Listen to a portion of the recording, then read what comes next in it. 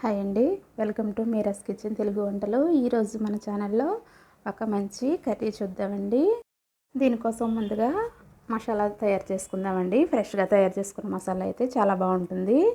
కొద్దిగా ధనియాలు, జీలకర్ర, 2 లవంగాలు, ఒక దాల్చిన చెక్క, కొద్దిగా అల్లం వెల్లుల్లిపాయలు వేసుకుని పేస్ట్ చేసుకోవాలండి. తర్వాత ఇందులోనే 2-3 ఉల్లిపాయలు కూడా వేసుకుని మెత్తగా గ్రైండ్ చేసుకోవాలి. ఇది మసాలా పేస్ట్ అండి. ఇప్పుడు ఇది పక్కన పెట్టుకుని వేరొక మిక్సీ జార్ తీసుకుని ఇందులో శనగపప్పుని 1 గంట నానబెట్టుకుని ఉంచుకోవాలండి. నేను నానబెట్టి ఉంచాను. ఇప్పుడు ఈ శనగపప్పుని మిక్సీలో వేసుకోవాలి. చూడండి, నానబెట్టిన శనగపప్పుని మిక్సీలో వేసిన తర్వాత ఇందులోనే మనం కొద్దిగా పచ్చి కొబ్బరి కూడా వేసుకుని మిక్స్ చేసుకుందాము. మొత్తం అంతా కూడా శనగపప్పు ఇందులో వేసుకుని కొద్దిగా పచ్చి కొబ్బరి, తర్వాత పచ్చిమిర్చి వేసుకోవాలండి. తర్వాత 1 స్పూను జీలకర్ర కూడా వేసుకుని ఇందులోనే కొద్దిగా రుచికి సరిపడా సాల్ట్ వేసుకోవాలండి. కర్రీలో వేస్తాం కాబట్టి ఇందులో కొద్దిగా చూసుకుని వేసుకోవాలి. కొంచెం వేస్తే సరిపోతుంది.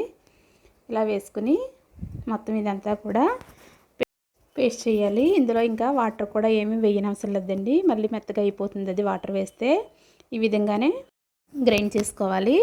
చూడండి, ఇలాగా వాటర్ వేయకుండా ఈ విధంగా పేస్ట్ చేసుకుని ఉంచుకోవాలి. ఇప్పుడు దీన్ని చిన్న చిన్న బాల్స్లా చేసుకుందామండి. ఈలోగా స్టవ్ మీద ఆయిల్ పెట్టుకుందాము. ఇది కాగేలోపు వీటిని చిన్న చిన్న బాల్స్లా చేసుకుని ఇలాగా ఇప్పుడు వీటిని ఆయిల్లో ఫ్రై చేయాలండి. లో ఫ్లేమ్లోనే ఫ్రై చేసుకోవాలండి వీటిని, లేదంటే బయట రంగు వచ్చేస్తాయి, లోపల ఉడకవు. చూడండి, ఈ విధంగా సపరేట్గా అన్నీ వేసుకుని వేసిన వెంటనే కదపొద్దండి. కొంచెం ఫ్రై అయిన తర్వాత వీటిని నెమ్మదిగా ఇలా కలుపుకోవాలి.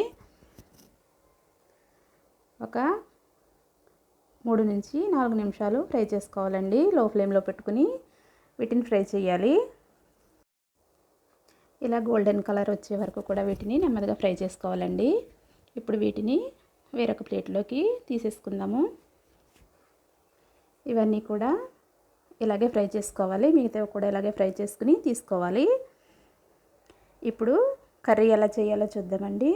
దీనికోసం ముందుగా పాన్ పెట్టుకుని అందులో ఆయిల్ వేసుకోవాలి. ఇప్పుడు ఇందులో ఉల్లిపాయలు, పచ్చిమిర్చి, కరివేపాకు వేసుకోవాలండి. ఇవన్నీ వేసుకుని ఫ్రై చేసుకోవాలి.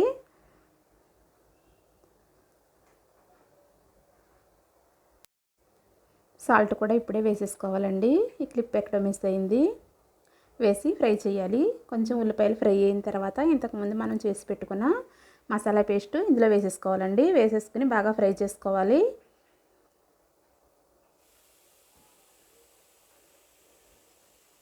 ఈ విధంగా మసాలా పచ్చివాసన పోయేంత వరకు కూడా ఫ్రై చేయాలి. తర్వాత ఇందులో కొద్దిగా పసుపు కూడా యాడ్ చేసుకుందాము. ఇలా ఆయిల్ పైకి తేలే వరకు కూడా కొద్దిగా ఫ్రై చేయాలండి. ఇప్పుడు దీనిలోకి ఒక టమాటాని మిక్సీ పట్టుకున్నానండి నేను. ఈ మిక్సీ పట్టుకున్న టమాటా పేస్ట్ని ఈ మసాలాలో యాడ్ చేసుకుని ఫ్రై చేసుకోవాలండి బాగా. చూడండి, ఈ విధంగా ఫ్రై చేయాలి. టమాటా మసాలా కూడా పచ్చి వాసన పోయేంత వరకు ఫ్రై చేసుకోవాలి. ఇప్పుడు ఇందులో కర్రీకి సరిపడా కారం వేసుకోవాలండి. తర్వాత ఇందులో మనం చేసి పెట్టుకున్న పునుగులు ఉన్నాయి కదండి, కొబ్బరి శనగపప్పుతో చేసినవి ఇందులో వేసేసుకోవాలి. చూడండి, ఈ విధంగా కర్రీలో వేసేసుకున్న తర్వాత ఇందులో కొద్దిగా వాటర్ యాడ్ చేసుకుందాము. ఒకసారి కలిపి ఈ విధంగా వాటర్ వేసుకున్న తర్వాత ఇందులో కొద్దిగా పుదీనా వేసుకుందామండి. కొత్తిమీర వేయట్లేదు నేను. పుదీనా ఫ్లేవర్తో ఈ కర్రీ చాలా బాగుంటుంది. కొద్దిగా పుదీనాని తీసుకుని కర్రీలో ఈ టైంలో వేసేయాలి. వేసేసి ఒక 10 నిమిషాలు సిమ్లో పెట్టే ఉడికించాలండి. చూడండి, ఇలా ఆయిల్ పైకి తేలే వరకు కూడా ఉడికించుకోవాలండి. కర్రీ రెడీ అయిపోయింది. ఈ రెసిపీ కనుక మీకు నచ్చినట్లయితే ప్లీజ్ లైక్ చేయండి, షేర్ చేయండి, సబ్స్క్రైబ్ చేయండి. కొత్తగా మన ఛానల్ని చూసేవారు ఎవరైనా ఉంటే please support and subscribe my channel. Thank you for watching friends.